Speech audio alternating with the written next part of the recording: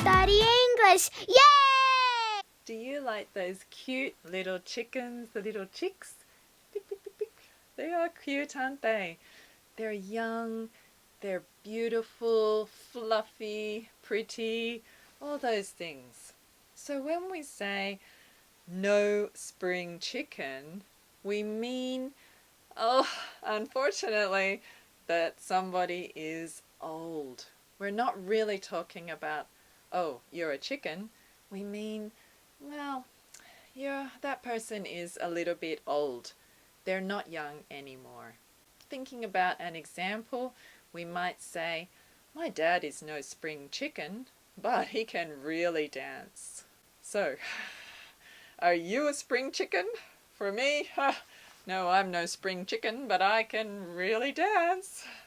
Thank you, thumbs up, subscribe, and see you next time. Bye! スーザンと一緒に Let's study English! Yay!